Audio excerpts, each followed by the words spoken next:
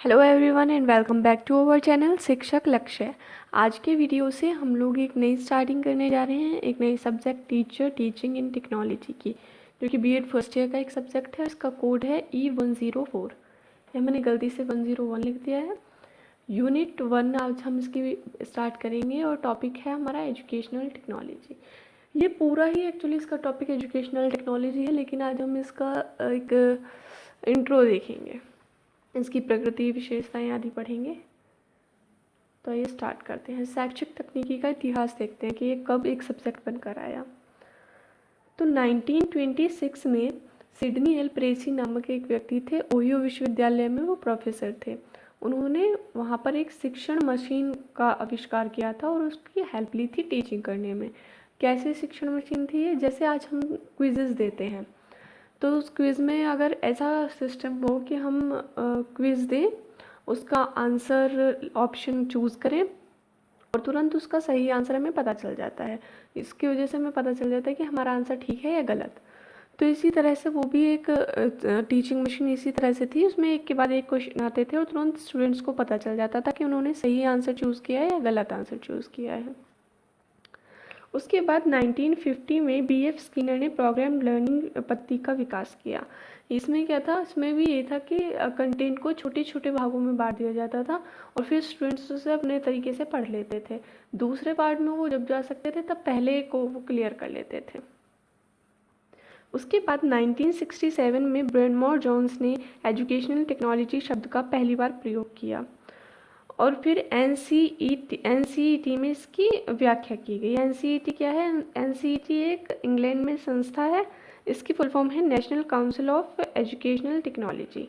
इसने व्याख्या करी एजुकेशनल टेक्नोलॉजी की। अच्छा, इंडिया में हमारे शिक्षा के सभी अंगों को सबल बनाने का कार्य कौन करती है? राष्ट्रीय शैक्षिक अनुसंधान एवं प्रशिक्षण परिषद, मतलब एनसीईआरटी। उसी के अंदर एक विभाग एजुकेशनल टेक्नोलॉजी का भी है, जो एजुकेशनल टेक्नोलॉजी के डेवलपमेंट में सहायता देती है। तो हम देख लेते हैं हमने क्या क्या पढ़ा। अमेरिका के ओहियो विश्वविद्यालय में टीचिंग मशीन का प्रयोग किया गया 1926 में। किसके द्वारा? Sidney L Pressey. फिर 1950 में बीएफ स्किनर ने प्रोग्राम लर्निंग पद्धति का विकास किया। 1967 में ब्रेनमोर जोन्स ने एजुकेशन टेक्नोलॉजी शब्द का पहली बार प्रयोग किया और उसके बाद इसकी एनसीईटी में व्याख्या की गई। इस तरह से ये एक अलग सब्जेक्ट बनकर आया। अब हम देखेंगे शैक्षिक तकनीकी का अर्थ और परिभाषाएं। तो शैक्षिक तकनीकी मतलब एजुकेशनल टेक्नोलॉजी, सीधा सीधा इसका अर्थ देखें तो टेक्नोलॉजी का एजुकेशन के क्षेत्र में प्रयोग करना।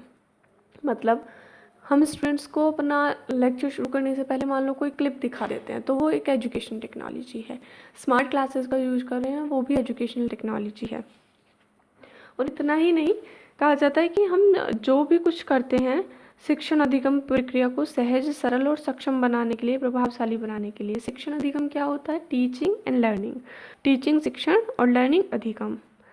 तो और वैज्ञानिक सिद्धांतों पर आधारित उपकरणों और मनोवैज्ञानिक सिद्धांत तथा विधियों प्रविधियों का उचित प्रयोग ही शिक्षक तकनीकी कहलाता है। अच्छा, इसका हम अपनी लैंग्वेज में देखें तो क्या बनेगा कि जब हम एजुकेशन टेक्नोलॉजी इसको किस तरह से अपना यूज़ करते हैं, जब हम कोई भी ऐसा उपकरण जो हमारी टीचिंग में हेल्प कर सकता है उसको अपनी टीचिंग में यूज़ करें, तो वो एजुकेशन टेक्नोलॉजी कहलाता है। इसके लिए हम वैज्ञानिक सिद्धांतों और मनोवैज्ञानिक सिद्धांतों का भी सहारा लेते हैं। अलग अलग इनके अर्थ देखेंगे तो शिक्षा को हम सबको ये रटा ही होगा कि शिक्षा धातु से बनी है, जिसका अर्थ है सीखना सिखाना। और टेक्नोलॉजी क्या है? टेक्नोलॉजी है कि जो भी हम वैज्ञानिक ज्ञान है हमारा, उसको अपनी डेली लाइफ में यूज़ करना, व्यवहारिक जीवन में उसका यूज़ करना। तो इस तरह से जब हम एजुकेशन के क्षेत्र में अपना वैज्ञानिक ज्ञान को प्रयोग करते हैं तो वो एजुकेशनल टेक्नोलॉजी कहलाता है। इसकी कुछ परिभाषाएं देख लेते हैं। शैक्षिक तकनीकी को उन पद्धति तथा प्रविधियों का विज्ञान माना जा सकता है जिनके द्वारा शैक्षिक उद्देश्यों को प्राप्त किया जा सके। शिव के मित्रा। शैक्षिक उद्देश्यों को प्राप्त किया जा सके। शैक्षिक उद्देश्य हम अपना लेक्चर से पहले, मतलब पढ़ाने से पहले ही डिसाइड कर लेते हैं कि आज हमारे उद्देश्य क्या रहने वाले हैं, कहाँ तक हमें पढ़ाना है। उद्देश्य ज्ञान होगा, बोध होगा, या इस तरह से समझ सकते हैं। आप मान लो आप सोलर सिस्टम पढ़ा रहे हैं, तो आपका क्या उद्देश्य है कि आपके पढ़ाने के बाद बच्चों को कहाँ तक आए? क्या वो सिर्फ इतना बता सके कि 7 ग्रह हैं, उनका केंद्र क्या है, सूर्य है, और उनके नाम को रिकॉल कर पाएँ? या फिर आप चाहते हैं कि वो इतना सीख जाएँ कि एक मॉडल बना सकें? तो ये हमें पहले ही निर्धारित करना होता है, और ये निर्धारित किस हिसाब से करेंगे? बच्चों के लेवल के अनुसार। शैक्षिक तकनीकी सीखने तथा सिखाने की दिशाओं में वैज्ञानिक ज्ञान का प्रयोग है, जिसके द्वारा शिक्षण एवं प्रशिक्षण की प्रक्रिया की प्रभावपूर्णता एवं दक्षता को कर उसमें सुधार लाया जाता है। सॉरी, यहाँ पर थोड़ी सी कुछ मिस हो गया है। JOM ली थी, उन्होंने कहा था कि शैक्षिक तकनीकी सीखने तथा सिखाने की दिशाओं में वैज्ञानिक ज्ञान का प्रयोग है, जिसके द्वारा शिक्षण एवं प्रशिक्षण शिक्षण की प्रक्रिया प्रभावपूर्ण एवं दक्षता के साथ तो कंप्लीट की जाती है और उसमें सुधार लाया जाता है।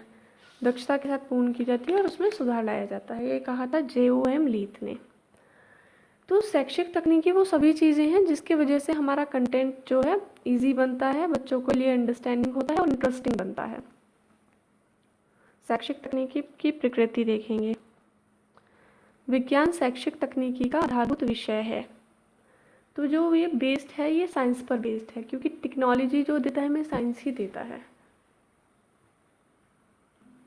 शैक्षिक तकनीकी में व्यवहार तकनीकी को विशेष महत्व दिया जाता है। आप जब भी एजुकेशन की डेफिनेशन लिखते हैं तो कुछ बातें उसकी कॉमन होती हैं हर टाइम हर जगह पर, लेकिन सब्जेक्ट के हिसाब से आपको कुछ चीज़ें बदलनी पड़ी हैं। जैसे आपको अगर ये एजुकेशन टेक्नोलॉजी में शिक्षा के बारे में लिखना है तो आपको लिखना होगा कि वांछित व्यवहार परिवर्तन इसका मुख्य उद्देश्य होता है। वांछित व्यवहार परिवर्तन या व्यवहार परिमार्जन।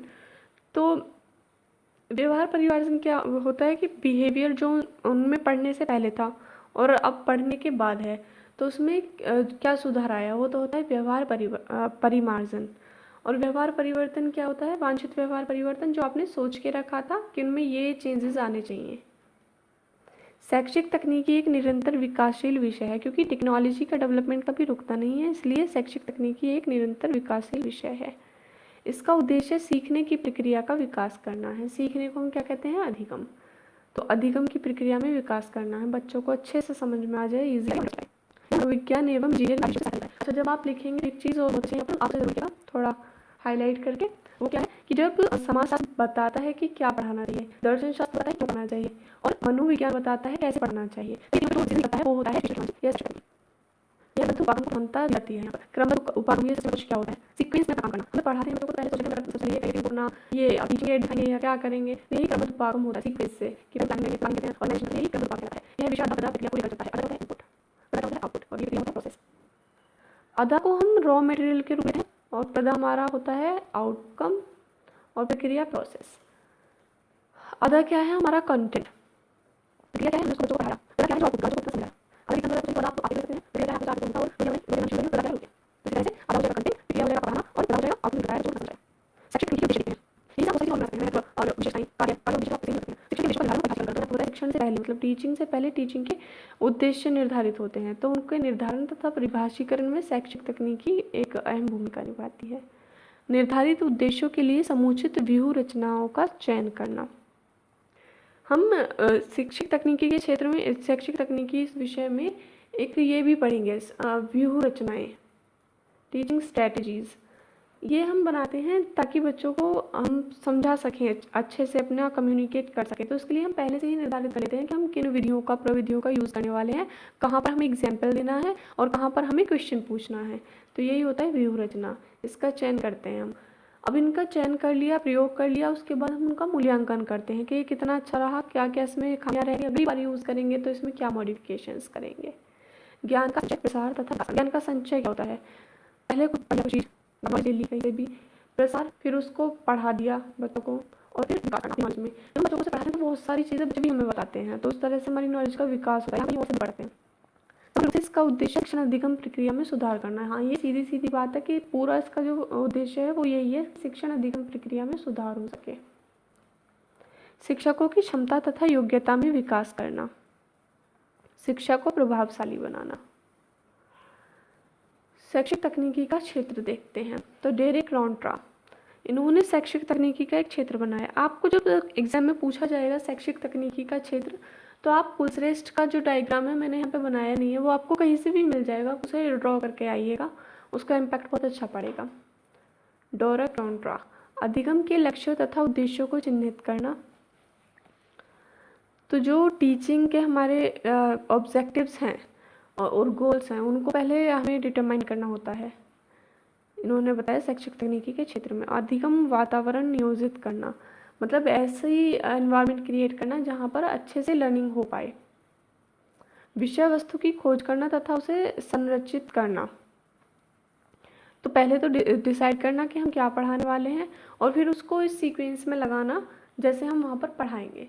उपयुक्त शिक्षण, व्यूह रचना तथा अधिगम संचार का चयन करना। तो व्यूह रचनाएं मैंने आपको बताई अभी क्या होती हैं, उनका चयन, और अधिगम संचार मतलब कम्युनिकेशन जो हमारा होगा बच्चों के साथ, स्टूडेंट्स के साथ, उसके लिए चयन करना। अधिगम व्यवस्था को प्रभावशाली बनाना, उसका मूल्यांकन करना। भविष्य में प्रभावशीलता बढ़ाने के लिए मूल्यांकन के आधार पर वांछित सूझबूझ तैयार करना। मतलब यहाँ पर तो हमने अधिगम व्यवस्था को प्रभावशाली बनाने के लिए मूल्यांकन किया, जो जो हमने किया उसका मूल्यांकन किया कि ये कितना ठीक रहा, और फिर फ्यूचर में हम उसको सुधार भी कर सकते हैं।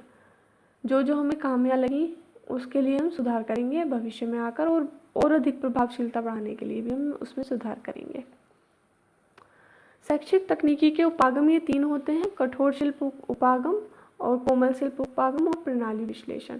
जो बहुत से आपके ये शास्त्री हैं, ये कहते हैं कि जो शैक्षिक तकनीकी का क्षेत्र है, जैसे यहाँ पर डोरा कॉन्ट्रा ने बताए हैं ये 6, तो कुछ लोग कहते हैं कि ये 2 हैं, ये 2 ही पूरा का पूरा शैक्षिक तकनीकी का क्षेत्र है, कठोर शिल्प उपागम और कोमल शिल्प उपागम। कठोर शिल्प उपागम क्या होता है? कठोर शिल्प उपागम हार्डवेयर अप्रोचेस, जब हम एजुकेशन के क्षेत्र में हार्डवेयर अप्रोचेस का यूज़ करते हैं, मतलब हार्डवेयर जिन्हें हम देख सकते हैं, छू सकते हैं, ये सब, जैसे लैपटॉप का प्रयोग, स्मार्ट बोर्ड का प्रयोग। कोमल शिल्प उपागम क्या होता है? कोमल शिल्प उपागम आप समझ सकते हैं, ये दोनों एक दूसरे पर डिपेंड रहते हैं। जैसे मान लो ब्लैक बोर्ड है, तो ये बोर्ड तो हो गया आपका कठोर शिल्प उपागम, लेकिन आपने यहाँ पे कुछ चौक से लिखा, वो हो गया आपका कोमल शिल्प उपागम। इसी तरह से जब आप कोई प्रोजेक्टर पे दिखा रहे हैं कुछ फिल्म या स्ट्रिप्स, तो वो तो हो गया कठोर शिल्प उपागम, लेकिन जो स्लाइड्स उसमें आ रही हैं, मतलब आकृतियाँ बनी आ रही हैं, वो हो जाएगा कोमल शिल्प उपागम। प्रणाली विश्लेषण क्या होता है?